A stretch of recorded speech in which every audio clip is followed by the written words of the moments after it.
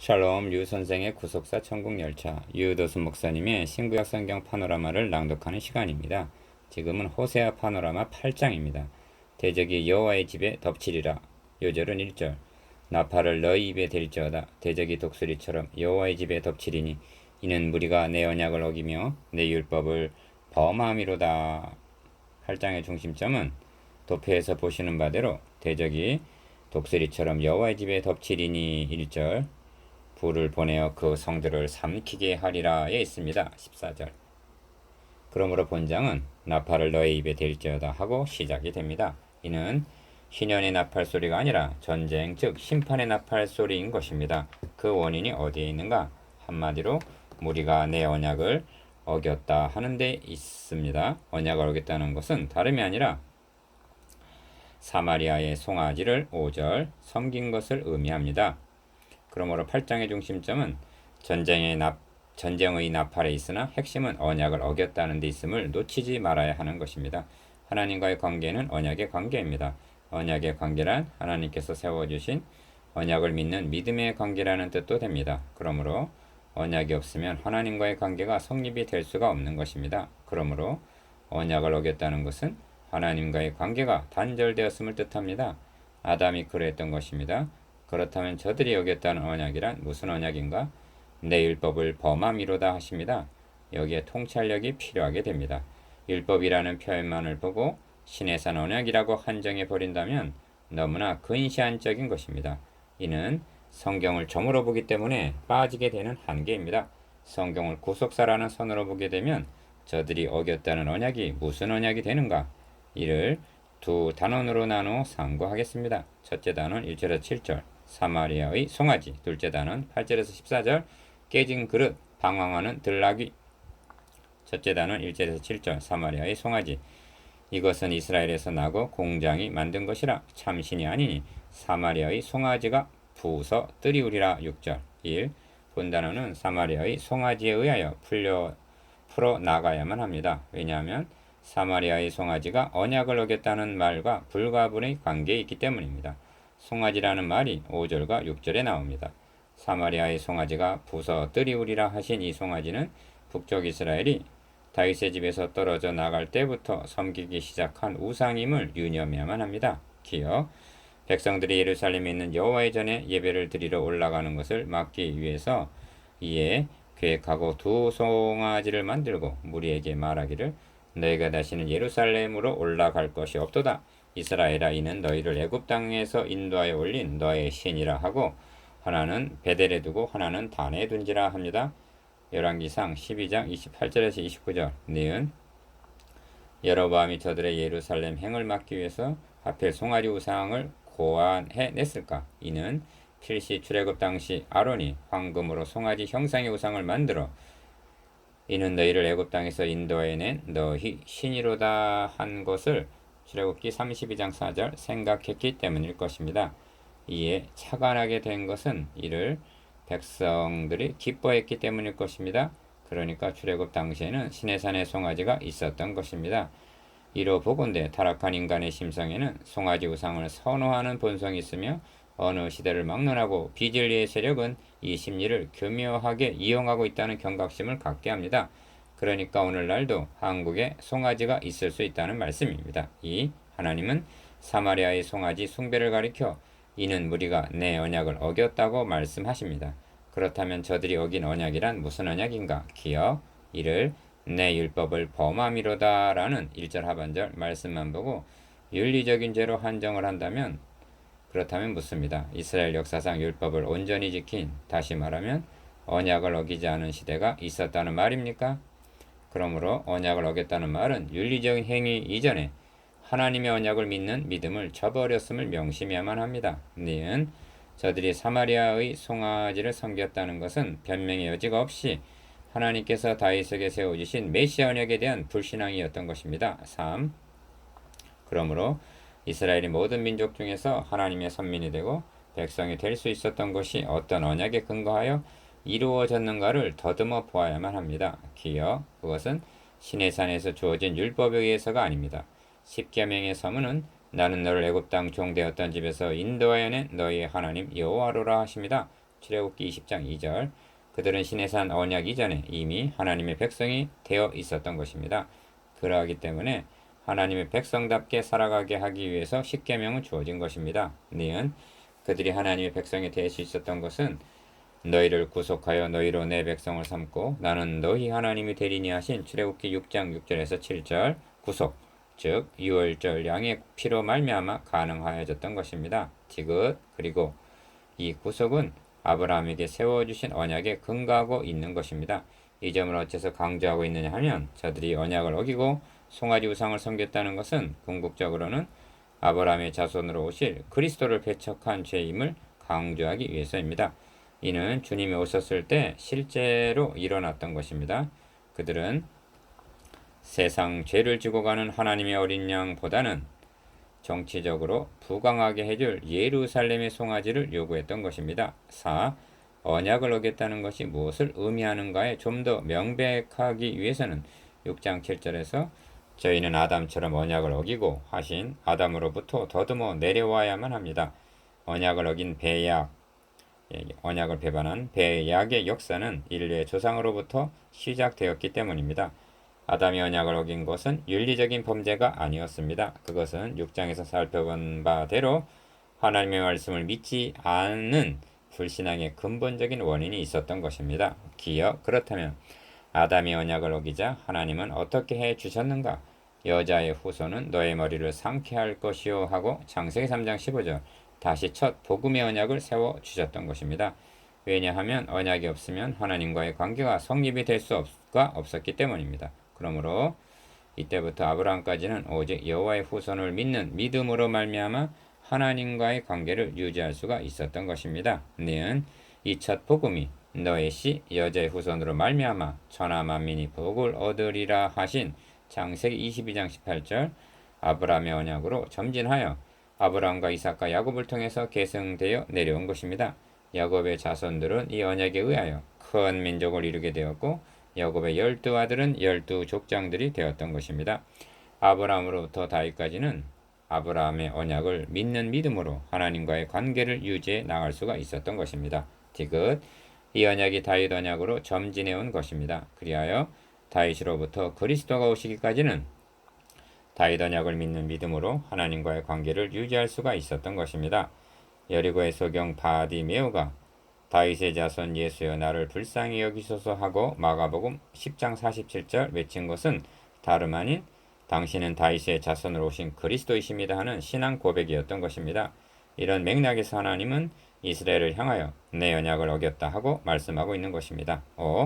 그렇다면 이스라엘이 어긴 언약이 무엇인가 하는 것은 명백해지는 것입니다. 기억, 바로 다윗 언약 곧 그리스도를 배척한 것입니다. 하나님께서 니은 내 율법을 범함이로다 하신 말씀도 1절 하반절 너는 나 외에 다른 신들을 너에게 잊지 말지니라 너를 위하여 새긴 우상을 만들지 말고 그것들에게 절하지 말며 그것들을 섬기지 말라 하신 출애굽기 20장 3절에서 5절 계명을 통하여 구원은 오직 다윗의 자손 그리스도에게만 있음을 증거하는 말씀인 것입니다. 디귿. 그러므로 다윗 언약을 어긴 것은 북쪽 이스라엘의 패망 원인만이 아니라 남쪽 유다가 멸망하게 된 결정적인 원인도 메시 언약을 배반하고 우상을 숭배한 데 있었던 것입니다. 리을. 그리고 또다시 예루살렘이 로마에 의하여 돌 하나도 돌 위에 남지 않고 마태복음 24장 2절 멸망하게 된 원인도 언약의 성취자로 오신 다윗의 자손 그리스도를 배척한 데 있음을 깨달아야만 하는 것입니다. 그러므로 대적이 독수리처럼 여호와의 집에 덮치리니 하시는 것입니다. 1절 중반절 6. 언약을 어김이 무엇을 가리키는가 하는 점이 4절에서 더 분명하게 드러납니다. 저희가 왕들을 세웠으나 내게서 말미암지 아니하였고 저희가 방백들을 세웠으나 나의 모르는 바며 하십니다. 4절 상반절 기억. 하나님께서 다윗에게 세워주신 언약은 너의 위가 영원히 경고하리라 하고 사무엘하 7장 16절 왕위가 다윗을 통하여 계승될 것을 언약하셨기 때문입니다. 니은 그런데 북쪽 이스라엘은 다윗의 집을 버리고 임의로 다른 왕을 세운 것입니다. 그래서 하나님은 저희가 왕들을 세웠으나 내게서 말미암지 아니하였고 저희가 방백을 세웠으나 나의 모르는 바며 하시는 것입니다. 그런 왕을 가리켜 성경은 너희의 구한 왕, 너희의 택한 왕이라고 말씀하십니다. 사무엘상 12장 13절 7. 이 점이 얼마나 중요하냐 하면 마지막 부분에서 13장 10절에서 11절 이에 대한 해설을 가하고 있는 것만 보아도 짐작할 수가 있습니다. 전에 너가 이르기를 내게 왕과 방백들을 주소서 하였느니라. 내가 분노하므로 너에게 왕을 주고 진노함으로 패하였노라 하십니다. 기억. 어째 하나님이 분노하셨는가? 궁극적으로는 하나님이 세우시고자 하는 만왕의 왕 그리스도를 배척한 것이 되었기 때문입니다. 니은 역사의 악순환을 보십시오. 저들이 다윗 왕가를 배척한 일은 빌라도가 유대인들에게 이르되 보라 너희 왕이로다 하고 말하자 가이사 외에는 우리에게 왕이 없나이다 십자가에 못 박게 하소서 하고 요한복음 19장 14절에서 15절 그리스도를 배척함으로 실제 상황으로 나타났던 것입니다. 내게서 말미암지 않았고 나의 모르는 바라는 말씀은 참으로 심각한 문제가 아닐 수가 없습니다. 하나님께서 인정하지 않는 왕, 모르시는 방백이라 하심은 하나님이 세우시지 않은 목사, 하나님이 인정하시지 않는 장로, 하나님이 모르시는 권사, 그리하여 인간이 세운 교회 지도자들도 있을 수 있다는 것으로 다가오고 있기 때문입니다. 8. 저희가 왕들을 세웠다는 사절 상반절 말씀이 무엇과 연결되어 있는가를 보십시오. 기억. 또 그 금으로 자기를 위하여 우상을 만들었나니 하십니다. 4절 하반절. 진정한 왕을 배척하고 그 자리의 왕으로 세운 것이 송아지 우상이었다고 말씀하시는 것입니다. 그들은 실제로 송아지를 가리켜 이는 너희를 애굽 땅에서 인도하여 올린 신이라고 말했던 것입니다. 니은 하나님은 파멸을 이루리라 하십니다. 4절 하반절. 사마리아여 너의 송아지는 버리웠느니라. 5절. 이것은 이스라엘에서 나왔고 공장이 만든 것이라 참신이 아니니 사마리아의 송아지가 부서뜨리우리라 하십니다. 6절. 디귿 저희가 바람을 신고 광풍을 거둘 것이라 하십니다. 7절. 이는 송아지 우상을 섬기는 결과를 말씀함인데 바람을 심었다는 것은 얼마나 어리석고 허무한가를 가리키는 것이요 바람을 신고 바람을 거두는 것이 아니라 광풍을 거둘 것이라 하심은 우상 숭배의 결과는 광풍과 같은 심판과 멸망뿐임을 의미합니다. 9. 저희가 장차 그러니까 광풍이 몰아쳐 다급해지게 되면 내게 부르짖기를 나의 하나님이여 우리 이스라엘이 주를 아나이다 하리라 합니다. 2절. 그러나 이스라엘이 이미 선을 실어버렸으니 대적이 저를 따를 것이라 하고 3절. 저들의 말이 입으로만 주여 주여 하는 쉽게 사라지는 이슬 같음을 말씀하십니다. 13장 3절 14절 속에는 우리가 경계로 삼아야 할 중요한 요점 하나가 있는데 자기를 위하여 라는 말씀입니다. 4절 하반절.